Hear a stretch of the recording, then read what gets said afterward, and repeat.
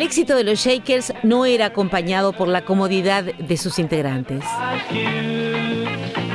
Y también hasta el día de hoy no vemos un peso. Firmamos un contrato espantoso y cedimos los derechos de por vida. Y ya empezamos a ver matufias, divagues con la guita de la gente que nos rodeaba. Entonces ya empezamos a sentir cierto rechazo. Además ya empezamos a ser más grandecitos. No se podía jugar a ser pibe, ¿viste? Ya tenés que encarar. Y no se nos ocurrió ni por magia de intentar decir algo en español. Ya a esa altura ya teníamos la ayuda de Mateo, el Quinto, Rada, que ya te estaban diciendo, vos mirá que se puede hacer otra cosa.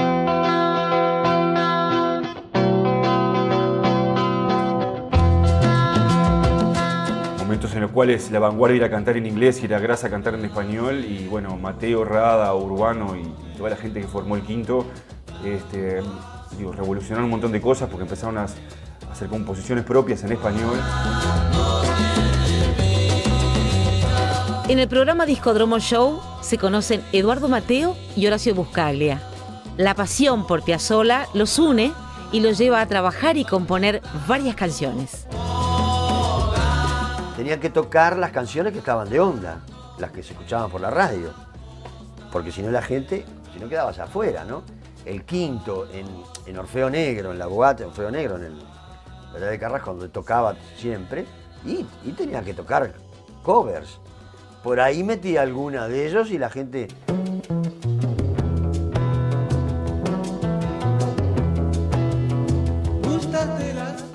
La propia gente te decía que no se podía hacer rock and roll en español.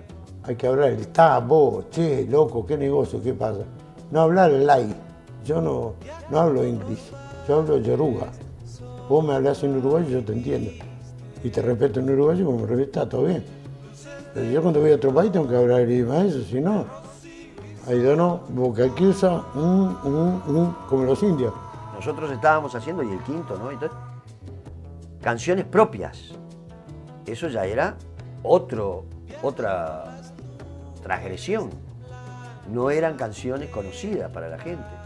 Y si a eso le agregás que además el Quinto, en el caso del Quinto, tenía tumbadoras, porque cuando vimos a Santana quedamos todos contentos, que bueno, ahora no nos van a decir más chongos. Y hacía candombe. El candombe no era lo más groncho que existía. Candombe no era la música de este país como es hoy, no era la música popular, no. Candombe era, yo qué sé, lo que pasaba en carnaval, obviamente. En carnaval, divino, impresionante.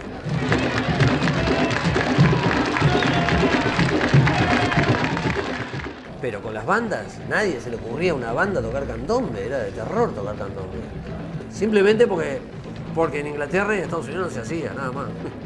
Y eran banderas nuestras, banderas de rebeldía muy fuertes. Chichito Cabral entra a El Quinto, en sustitución de Rubén Rada, quien es invitado a una gira en Perú por el músico Mike Dogliotti. Rada era el que le había puesto la voz y una tumbadora. ¿Tá? Yo tocaba con dos y agregué cosas. Yo no cantaba. A veces hacía algún coro.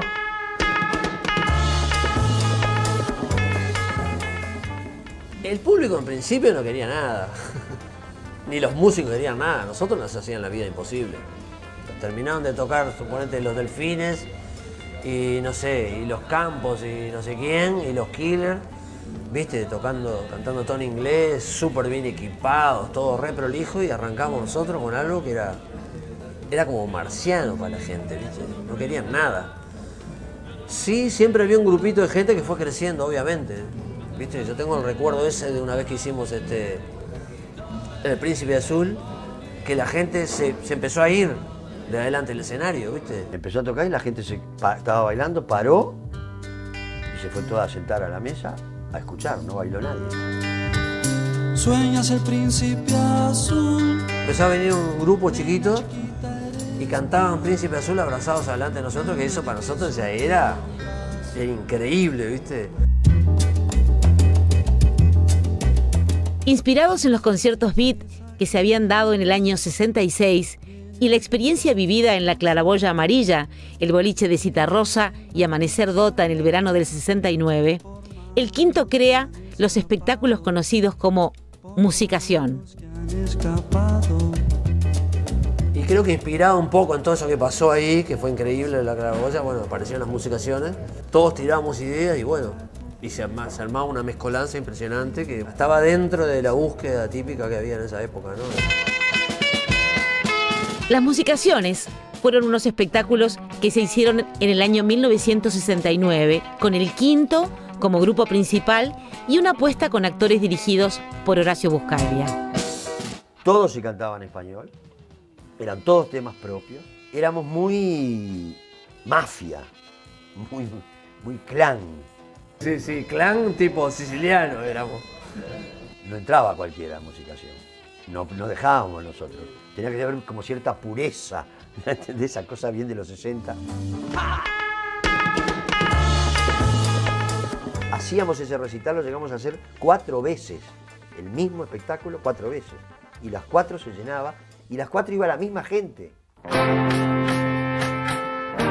En la Musicación 2 se presentó una canción compuesta el mismo día del estreno que se transformó en una de las canciones más populares hasta el día de hoy. Siempre eran canciones nuevas, todas, porque era mostrar lo que se estaba haciendo, ¿no? Y el negro dice, pará, y salió, a dar una vuelta. Y salió a caminar por 18, iba a salir como medio tarareando, vuelve y dice, la tengo. Y esa canción fue Las Manzanas. Si te gusta comer manzanas, son más frescas por la mañana. Si te gusta comer manzanas. Por más que el público pataleara, gritara, nunca se hacía un bis. Y yo recuerdo que terminó el negro de cantar Las Manzanas y fue un delirio, la sala, todo. Y a mí me tocaba salir y decir unos mojos. Yo me di vuelta, salí para afuera, volví a entrar, ¿no? Como diciendo, me toca a mí, che. Y la gente no paraba. Entonces yo me di vuelta y dije, dale, va a cantarlo otra vez. Y fue la única canción que se repitió.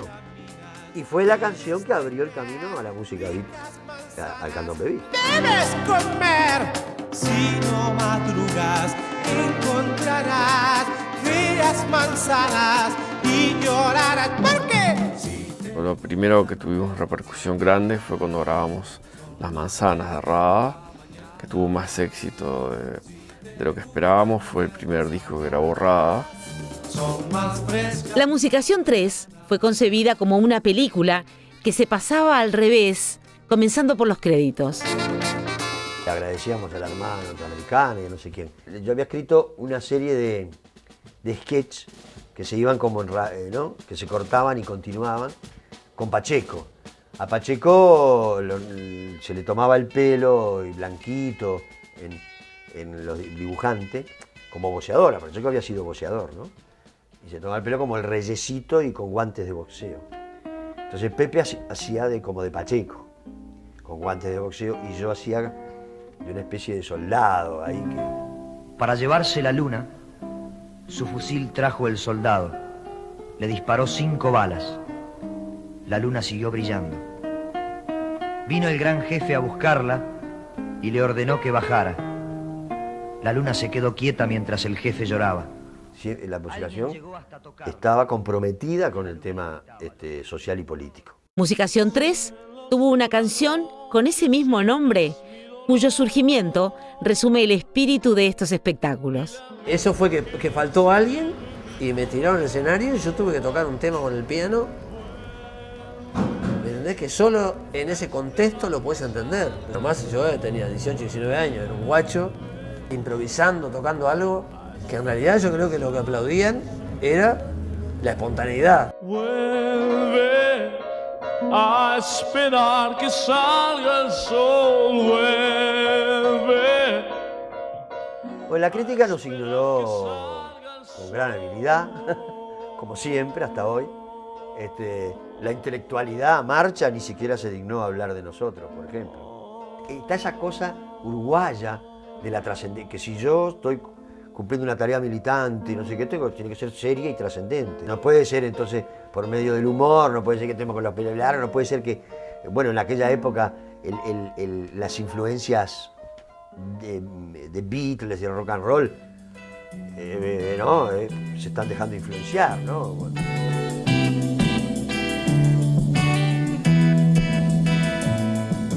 El quinto, la trascendencia pública que tuvo en el momento de su existencia, pues muy pequeña, era un público pequeñísimo de cueva, digamos. Los discos fueron posteriores y realmente tuvieron una venta muy exigua. Eduardo Mateo era una de las principales figuras del quinto. Luego de su separación, graba su primer disco solista en 1971, saliendo a la venta en 1973. Se convirtió en una figura de gran incidencia sobre los músicos, pero que en sí mismo no logró tener una adhesión del público muy importante hasta el fin de su vida.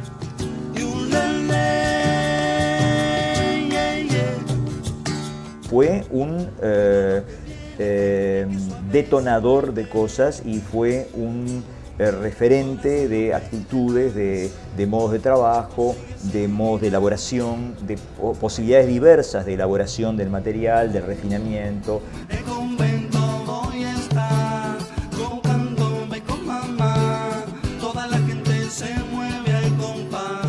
A través de la influencia de la música brasileña, de la utilización del humor, del valor fonético de las sílabas y un modo muy particular de emitir la voz, se convirtió en un referente para varias generaciones de músicos. No te vayas, no me quedo triste si te vas de mi pueblo, si te vas de mi pueblo, de mi pueblo.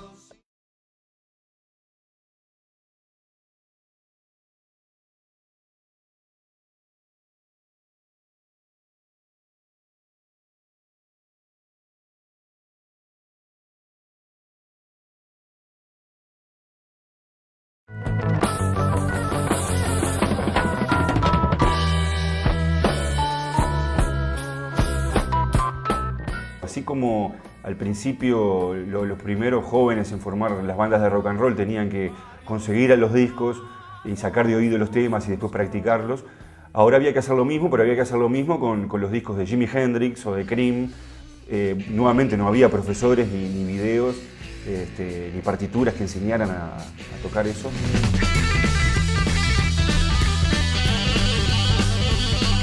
En los barrios estaba fermentando todo ese concepto de comprarte una guitarrita eléctrica, comprarte una batería y meterte en el garage.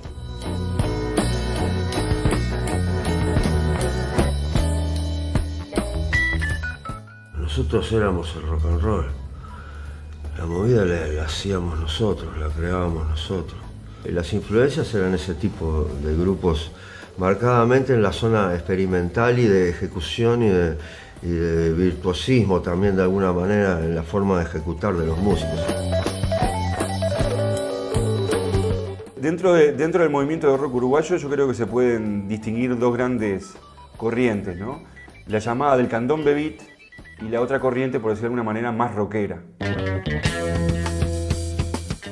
La corriente del candombe beat se basaba en fusionar el rock con la rítmica del candombe.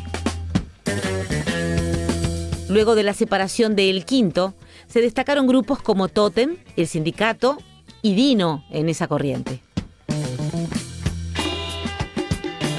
Las dos corrientes convivían perfectamente. Son dedos, días son días. Y los grupos más rockeros eran los que estaban más influenciados por la onda de Jimi Hendrix, del Led Zeppelin, del blues. O sea, un blues que dura 15 minutos es menos bailable que un tema del sexteto electrónico moderno de aquella época. Entonces hay un cambio de público, o sea, hay una caída en el público.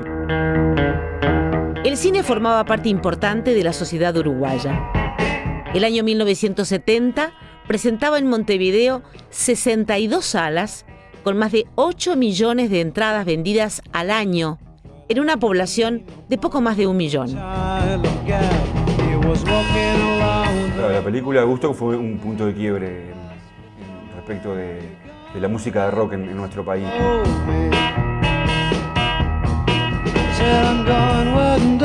También el único contacto que teníamos, no existía como ahora el videoclip. Sí, me acuerdo que me decían, flaco, sentate, porque estaba parado toda la película. Porque cada vez que aparecía uno de mis ídolos me paraba, era como un movimiento reflejo. Montones de músicos cuentan que de repente la noche del estreno en el cine 18 de julio de la película Gusto habían tenido la suerte de conseguir su primer toque, por ejemplo, en un cumpleaños de 15, y que en realidad estaban recontra amargados porque no podían ir a ver la película, aunque después la terminaron viendo como 10 veces.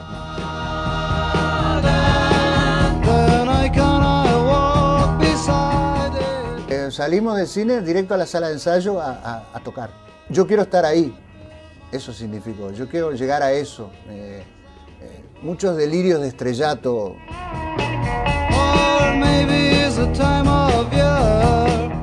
Woodstock fue la película que se encargó de difundir a la cultura hippie surgida en San Francisco. La filosofía hippie predicaba la paz, el amor y la libertad como valores esenciales. El músico Jorge Barral era una de las personalidades identificadas con ese movimiento. Para nosotros creo que lo que uno tuviera, es decir, a nivel material, ¿no?, era insignificante. Vos todavía podías seguir todos los códigos, digamos, tradicionales, hacer tu carrera, pero el sábado te ibas con el conjuntito al baile del sábado y después el lunes de vuelta a continuar con otra rutina. Esto era al revés, olvídate de la rutina, olvídate de todos los códigos tradicionales y vas a empezar a vivir un estilo de vida nuevo y si te gusta tocar, bueno, tocás. La psicodelia fue un movimiento artístico y musical que en parte llevó adelante la cultura hippie. Por allá por los años 65, 66, Timothy Leary empezó a experimentar con el ácido lisérgico en los Estados Unidos y eso produjo una gran revolución en la cabeza de los muchachos jóvenes de la época que encontraron en esa droga y en otras drogas como la marihuana que hicieron que de repente los chicos se volaran la cabeza y entraran a ver una realidad diferente, ¿no? Y eso es la psicodelia y eso nosotros lo vivimos también, o sea, todos los muchachos de esa época de una forma u otra entramos en ese mundo de las drogas psicodélicas y del consumo de algunas sustancias, pero no con el propósito con el que se hace hoy en día, por ejemplo, que es completamente aberrante, sino con el propósito de buscar una realidad aparte, una realidad diferente, y reflejarlo en la música. Aparte sabíamos que todos nuestros ídolos se la daban toda, entonces era un poco por imitación. Pero eso no era nuevo. Lo que pasa es que en ese momento se empezó, digamos, a destapar que, bueno, se usaba. Que existía. O sea, vos no vas a ser mejor músico si fumás como el alcohol. O te drogás. O no vas a ser ni mejor ni peor. Para mí son prejuicios de alguna manera de asociar y de esquematizar a grupos sociales, yo qué sé. Si tú fumas marihuana, que no sea por cirquero, pues se te viene la mañana divagando sin saberlo. Es parte de la cultura.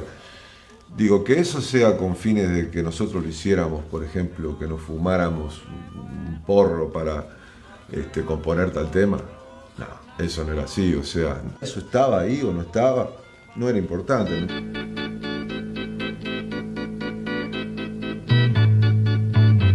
A raíz del uso de esas sustancias uno empezó a experimentar que uno no se quería vestir como se vestía el papá, o la mamá, o el tío, o un empleado de banco, o un empleado de oficina, y mucho menos un militar. Hay que vestirse cómodo, nada de corbata. Esto hay que ser elegible, ¿no? Tener un Lee, que eran caros de conseguir, nuevo, tenía que gastarlo. Esa era la onda. Lo que ahora está de moda, en ese momento fue una rebelión contra lo establecido, tanto en moda como en el aspecto. Todos nos empezamos a dejar el pelo largo. En febrero de 1971 se dio en el Parque Arriague de Salto un festival de rock sin precedentes. Se juntaban bandas de la capital y del interior para compartir un fin de semana de música. Con Alfonso López Domínguez, que presentamos el proyecto de hacer un gran festival. Arrancamos para Salto y allá en Salto el tótem, siglo, de los gatos, fue una cosa, y una cantidad de conjuntos del interior. Fue un festival bisagra, hay un antes y un después de ese festival. Fue la primera vez que se juntaron bandas de Montevideo con bandas del interior. Y me acuerdo que estaba el que era el presidente editor de la revista Pelo en Argentina, que fue muy importante en esa época como revista de música joven. Cuando vi el tótem se quería morir, nunca había visto una cosa igual, nunca había visto algo igual, ¿sabes? Y así como los vio, se los llevó para Argentina.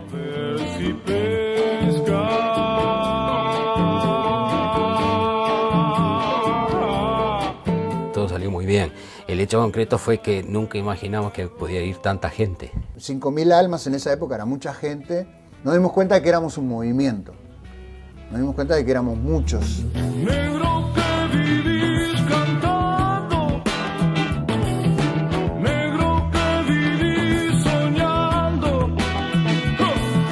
negro que cantás desnudo, negro no se anda a volver.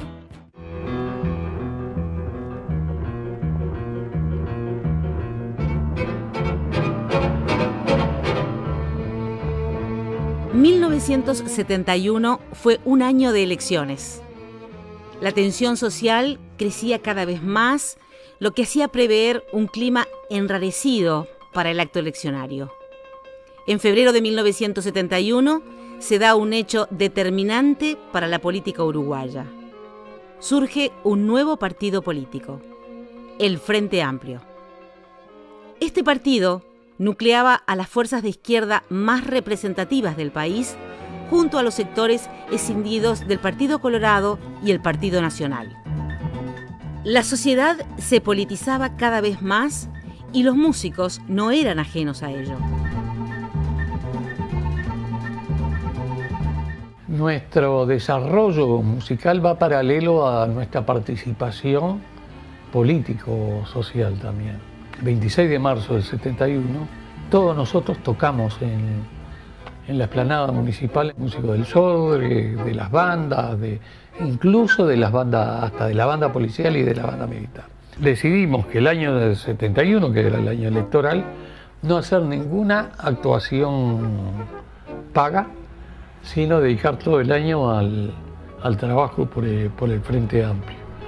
Y eso influimos a mucha otra gente también, y se formó el primer comité de artistas e intelectuales en favor del Frente Amplio y organizamos, yo tenía más o menos una estadística, unos 600 actos culturales. Se desarrolló en Canal 10 un programa en donde figuras de todos los ámbitos demostraban su adhesión al Frente Amplio, entre ellas muchos de los músicos más populares. Tuve el privilegio de estar sentado entre Osiris y Alfredo, ¿no? Y atrás mío estaban los olimareños y Luis Pasquet, y bueno, nombres maravillosos, ¿no? Y en la parte de teatro estaban todos. Vine a cantar, compañeros, porque era mi obligación no negarme a la canción. Pero debo ser sincero, y para mí lo primero es que era un acto del frente. Podemos destacar a Alfredo Zitarrosa, quien llegó a grabar algunas canciones para el Frente Amplio. Me debo a mis hermanos, también me debo a mí mismo, y pienso que no es lo mismo la duda que la paciencia. Si me duele la violencia, más me duele el pachequismo. La Juventud Uruguaya de Pie, JUP, era una organización de extrema derecha. Este grupo representaba la radicalización de una visión imperante en la sociedad que igualaba a todas las posturas contestatarias, críticas o aún liberales, adjudicándoles el rótulo de comunistas en forma despectiva. Estos hechos fueron aludidos por Alfredo Zitarrosa. Con eso del comunismo y la cuestión de la vivienda, él quiere que el pueblo aprenda a hablar siempre de lo mismo. Pero hay un profundo abismo entre el rico y el obrero. no comparten gallinero, el pollo y la comadreja. Si los muertos no se quejan por algo es que se murieron.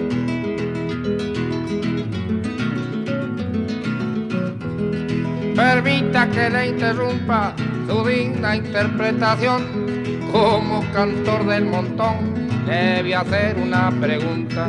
La palabra que trasunta, permítame que le insista, para usted es una conquista andar cantando esas cosas, pero amigo Cita Rosa, usted ha de ser comunista. Salvaremos nuestro mundo. Desde el Partido Colorado se había elaborado un jingle con la canción La Juventud de los Iracundos. Natural es que luchemos por un mundo mejor. Expresidente del Uruguay tomó esa canción, se llamaba La Juventud. Y bueno, está bien, nos gustó eso, la verdad que nos gustó. Más allá de la parte política, ¿no? Que algunos son blancos, otros son colorados, otros son del frente, dentro de los iracundos. Nos gustó ese homenaje viene a ser, ¿no? En el año 1971 se realizan las elecciones. Triunfa el Partido Colorado. La lista más votada es la de Jorge Pacheco, pero al no aprobarse la reforma constitucional que habilitaba la reelección, Juan María Bordaberry sería el nuevo presidente de la República. Fui empleado de la Corte Electoral en esa época. Estaba trabajando como eventual en la Corte Electoral y me tocó vivir toda la previa de las elecciones del 71. Después me tocó trabajar en las elecciones, pero en el escrutinio. Y bueno, me tocó ver cosas bastante horribles, ¿no? Me tocó ver realmente cómo se produjo el fraude electoral dentro del cilindro municipal, ¿no? Todo lo que te puedas imaginar que se puede ver en relación a lo que es un fraude electoral, apertura de urnas, apertura de sobres, cambio de votos en sobres, soldados por todos lados haciendo lo que querían con los votos, metiendo mano, es decir, alterando todos los resultados, o sea, no se dejaba entrar a los delegados, cualquiera. Y yo medio puse el grito en el cielo y después me di cuenta que era inútil y simplemente renuncié y no fui más. No fui ni a cobrar el último mes.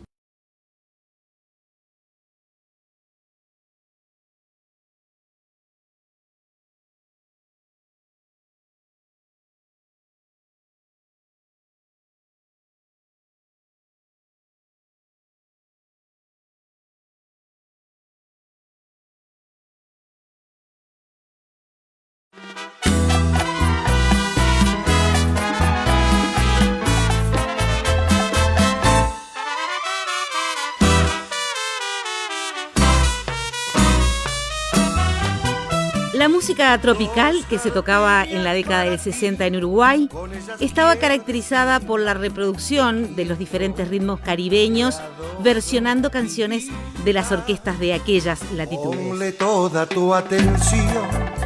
Era distinto sonido y distinta la temática. Digo, las letras con un contenido diferente. Y las orquestas tocaban en vivo. Para destacarse había que tocar mucho y había que cantar mucho y era todo en vivo. ¡Arranque! Vamos, tú ya me tienes acorralado, con una fiera humana estoy casado. Me dice que me va a dejar, no espere ni un minuto más, voy a llorar de la felicidad. Ya estamos instalados en los años 70, donde Combo Camagüey, a través de su director y arreglador Armando Viga, crean la calidad de la música tropical uruguaya. Tuve muchas decepciones. Se respetaba mucho más los ritmos en su forma folclórica, tal cual son. El ritmo, la cumbia, tal cual se toca en Colombia, se tocaba acá. La guaracha, que es un ritmo cubano, tal cual se tocaba en Cuba, se tocaba acá. Pedro Ferreira fue el referente principal de las orquestas uruguayas, el cual alternaba los ritmos tropicales con el candombe.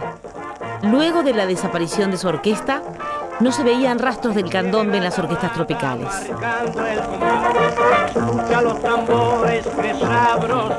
El candombe, por ejemplo, que es el verdadero folclore, es una música muy bailable, pero el uruguayo la baila poco. ¿Cuántas orquestas de candombe sabés que existen con un éxito de que trabajen todas las semanas regularmente como lo hacemos nosotros? No hay. Si vos agarrás a la gente negra, el candombe lo bailan, nacen bailando el candombe, pero los negros son una minoría dentro de la sociedad uruguaya. Prefiere más fácil bailar la plena. Tum, tum, tum. La gente quería plena, quería bailar plena, eso les enloquecía. Todas las orquestas hacían eso, y algunas hacían cumbia también, pero la plena era lo que hacía bailar. Cienfuegos hacía candombes cuando iba a Buenos Aires, porque había una colectiva muy fuerte de uruguayo. Porque los temas que nosotros tocamos, muchos de los temas son incorporados de la música centroamericana, que son ritmos de salsa. Lo único que nosotros hacemos acá es cambiarles el ritmo, le cambiamos la clave y hacemos la plena danza, que es cuadradita, y eso es lo que le gusta al público. Al público uruguayo le encanta la plena, porque es pumba, pumba, pumba, pumba, pumba, y va marcando eso, y ellos ya saben que esa es la base. Con la incorporación de la plena, se fueron desechando otros ritmos tropicales. La primera orquesta que tocó plena danza acá fue la nuestra. Llegó un disco de César Concepción acá, y uno de los integrantes de la orquesta lo recibió, me lo pasó, y nosotros sacamos, creo que de 10 temas sacamos 9. A la gente le resultaba muy fácil de bailar, porque era tierra, tum, tum. Y a muchos músicos les resultaba más fácil de tocar. Entonces hubo muchos músicos que dijeron, pata, fenómeno, esto, vamos a seguir con esto. Porque era fácil de tocar y a la gente le gustaba. ¿Y qué pasaba? Una orquesta podía decir, no, yo agarro la bandera, voy a tocar como se debe. Y quedaba más solo que el uno. ¡Huyele! ¡Huyele! Nosotros tomamos la plena danza esa y le agregamos algunas cosas muy uruguayas. A uno de los mejores percusionistas que hubo y que hay en Uruguay, que es Benjamín Arrascaeta, y la primera vez que le hicieron escuchar una cosa así, digo, che, ¿qué te parece esto? Malvin, dijo, diciéndole mal, diciendo no me gusta. Y entonces le quedó un malvinazo. Cicito Fernández, que era uno de los compañeros cantantes de Quintanilla. Entonces se reía y decía Malvin, Malvin. Y cosas que yo sentía y a mí como que ya me estaba molestando. Yo digo, loco, ¿por qué decís Malvin? No, porque estaba todo mal. En realidad no estaba mal. Para nosotros, si le veíamos cómo veíamos, sentíamos las cosas, estaba mal, pero el calor que se había dado estaba bien.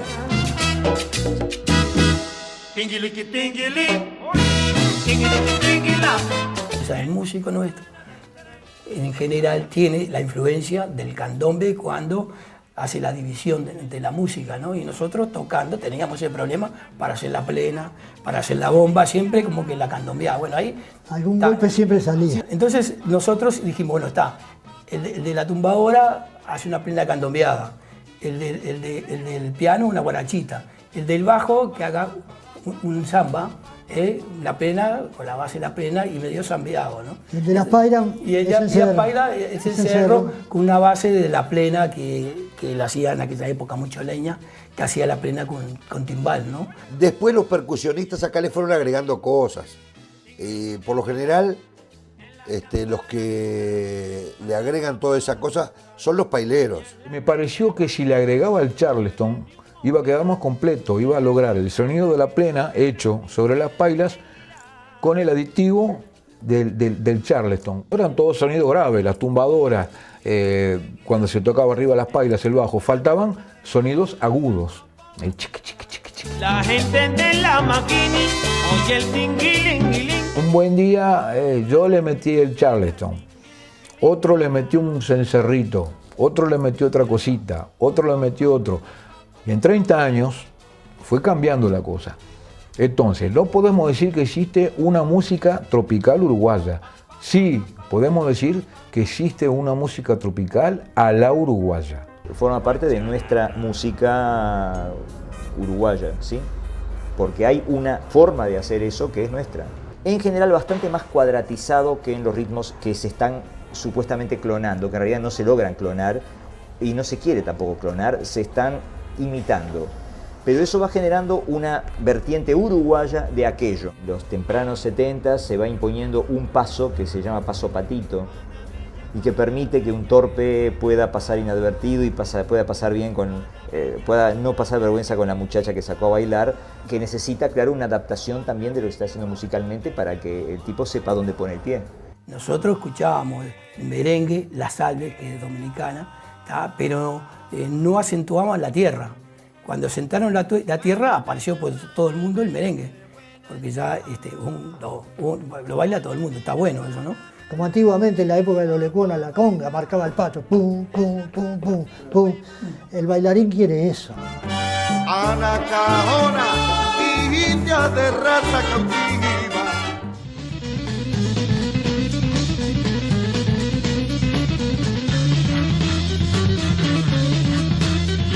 En el año 1972 encontramos a la movida de rock en la cúspide con bandas que han pasado por los primeros puestos de venta, como Tótem y Siglo. Recuerdo que el primer festival, el concierto que vi fue el concierto de Opus Alfa en el estudio Vittorio del Sodre, cuando se apagaron las luces y se abrió el telón y entonces se veían todas las lucecitas de los amplificadores. Quedé loco de la vida de haberme quedado sordo durante 3 días.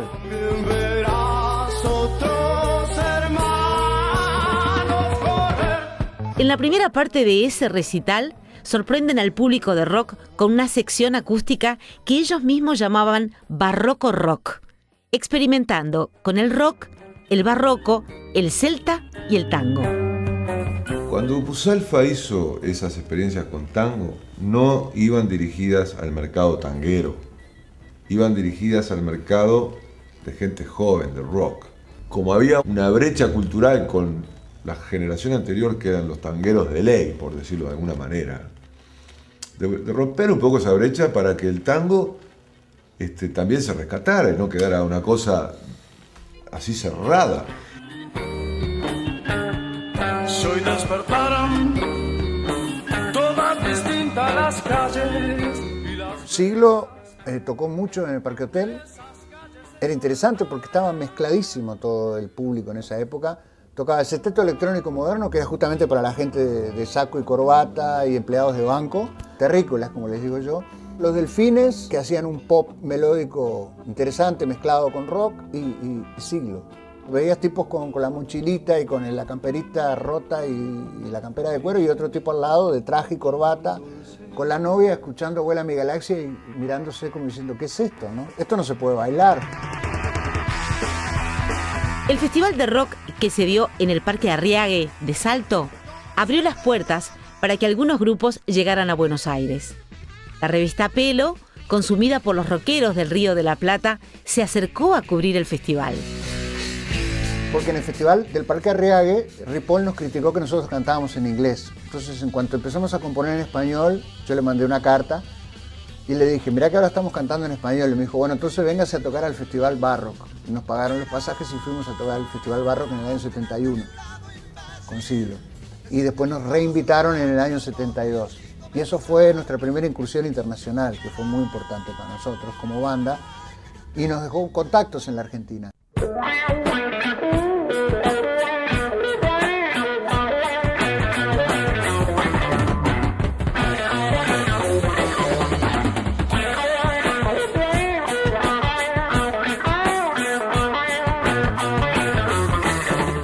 Opus Alfa se separa en un recital llamado El Funeral. Luego, 3 de sus integrantes formarían uno de los grupos más recordados del momento, Días de Blues. En 1972, Días de Blues toca en el festival Barrock. Para empezar tuvimos que cerrar ese Barrock, en un Barrock que no había sido bueno.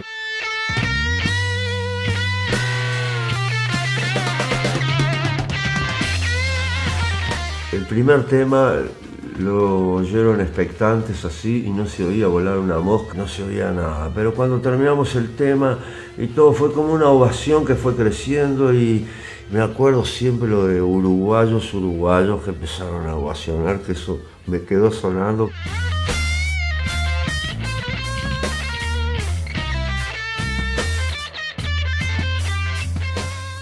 Totem hizo un recital, un concierto en el Teatro Solís en el año 72, que también marcó un hito, ¿no? Porque quedaron como 3.000 personas afuera. Quiero que comprendas que cambiado estoy. Quiero que me entiendas qué feliz que soy. Terminó el concierto y al ver las autoridades del teatro de que no había habido mayores problemas, ¿no? De que no se había roto el Solís, de que no habían roto nada, con tanta gente afuera, le propusieron a Totem volver a repetir, sacar de cartel las cosas que estaban previstas para el Teatro Solís, y Totem se negó, digamos. La idea era esa, hacer un recital en el Teatro Solís y nada más. Al mes de eso, Siglo hace también un concierto en el Teatro Solís, y bueno, casi todos los grupos.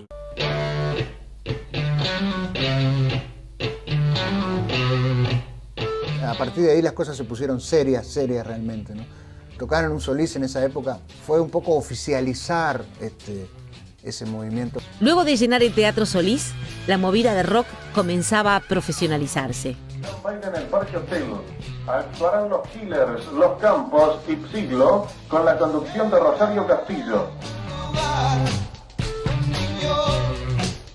Hicimos dos cosas. La primera fue poner una oficina en el Palacio Salvo. No había fax, no había computadoras, no había máquinas contestadoras de teléfono.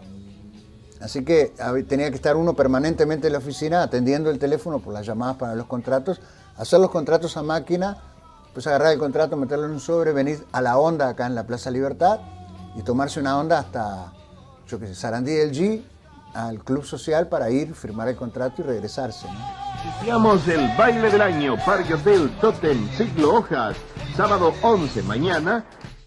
Eso dio por resultado que pudimos alquilarnos una casa en el Prado, que era como el sueño del pibe. Yo tenía un apartamento atrás, en el fondo, y adelante la casa tenía varias habitaciones y el garage lo acondicionamos para poner una sala de ensayo. Ensayábamos mucho porque además eran épocas muy difíciles para estar en la calle, inclusive con músicos de otras bandas que venían a zapar y sacábamos cosas. La situación socioeconómica que se vivía obliga a uno de los referentes de esta movida a postergar su carrera solista y a su banda, Montevideo Blues, para acoplarse a una de las bandas que más trabajo tenía en ese momento. Nos referimos a Gastón Charlo Dino, que tuvo 2 pasajes por el grupo Los Moonlights. Y yo tenía familia que mantener y dije, sí, voy. Y ahí aprendí a ser profesional. Tenía que estar de punta en blanco, en buenas condiciones, como para aguantarte 7, 8 bailes durante toda la noche. Ya no sabes si podrás hacerlo mañana. Íbamos de Atlántida a Colonia, por ejemplo. Nos concentraríamos, por ejemplo, a las 7, las 8 de la noche y eran las 7, las 8 de la mañana y todavía no habíamos vuelto a casa. Había lugares en Canelones, por ejemplo, el Club Social de Canelones, que llegaban los Moonlights y la gente sacaba pito y empezaba a tocar pito. Y era toda una fiesta, era una cosa de loco. Esta movida llegó a tener algunos grupos con éxito de ventas, pero era seguida por una minoría de jóvenes. Uno estaba en una clase en el liceo y una clase de 30 personas y éramos 2 lo que seguíamos el rock. Más que el rock uruguayo, los que seguíamos el rock. Los demás estaban para la porteñada o para la cumbia, o para la música en inglés, eminentemente bailable.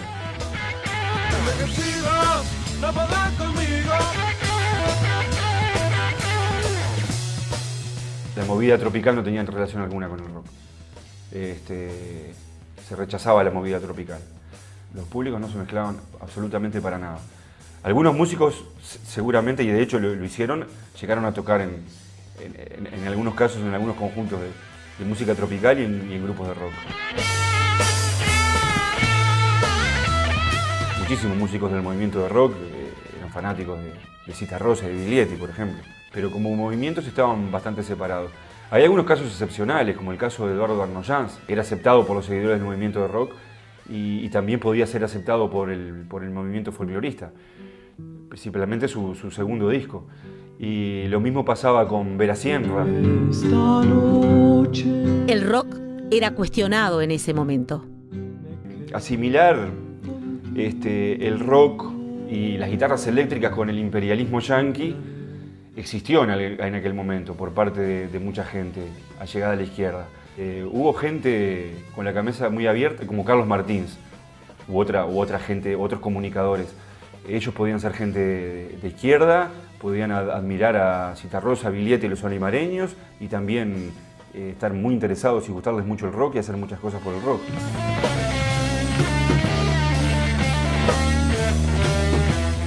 Atilio Pérez de Acuña, alias Macunaíma, era uno de los jóvenes que tenía un programa en Radio Vanguardia donde difundía, entre otras cosas, a la movida de rock, estando muy vinculado al grupo Tiempos de Crisis. Por una calle luminosa. Y había visto, por allá por el 70, a un tipo que tuvo mucha influencia sobre todos nosotros, porque era también un hombre de radio, que fue Leo Antunes. Leo hizo un disco, un long play, con Yamandú Pérez y Jorge Barral, donde él decía sus textos y lo acompañaba un trío, un power trío de rock and roll. Ahí ya se van a encender las luces para que comience el Leo Antunes a decir sus cosas.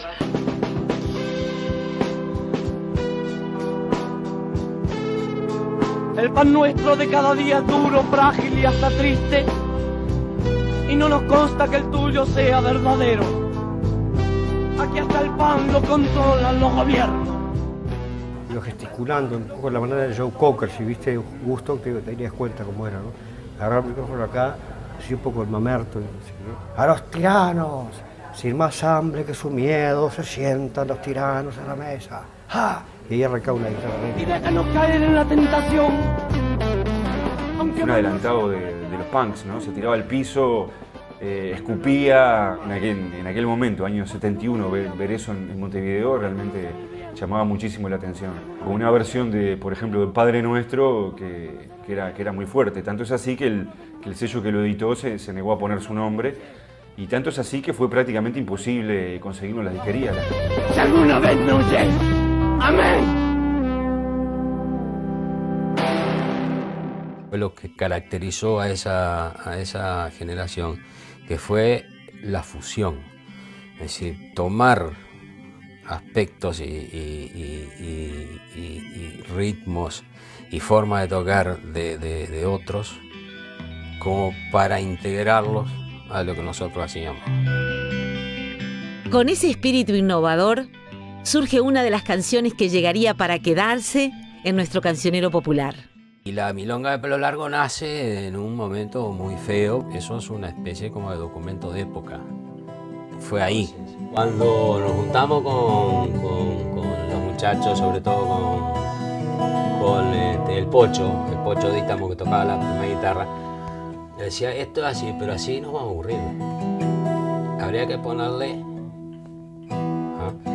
Entonces, ya que estábamos haciendo otras cosas, por ejemplo el malambo con 6x8, que esto y el otro, ¿por qué esto que parece ser una milonga, es una especie de balada? ¿Por qué vos no podés hacerle un toque un cierre, por ejemplo, de milonga? Entonces, naturalmente sale...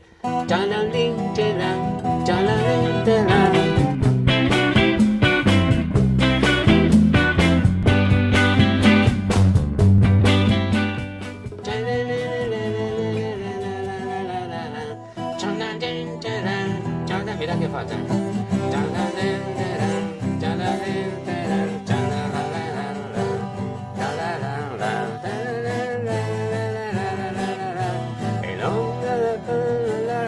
Haciendo eso es rock and roll, pero naturalmente sale, ¿entendés? Es una cosa que yo no sé, han dicho que yo le inventé la milonga rock y todo eso, les agradezco mucho, pero es una cosa natural. Si no lo hubiera hecho yo, lo hubiera hecho otro. ¿Sabes? En el capítulo siguiente, el rock y su relación con el clima sociopolítico. En abril de 1972, el Parlamento vota el estado de guerra interno. Bajo ese clima, es detenido el músico Daniel Biglietti y se corren rumores de tortura. Febrero y junio de 1973, el golpe de Estado. Comienzan los primeros exilios de músicos populares. La movida de rock comienza a desaparecer. Milonga de pelo largo, de ojos oscuros, como la noche como la noche,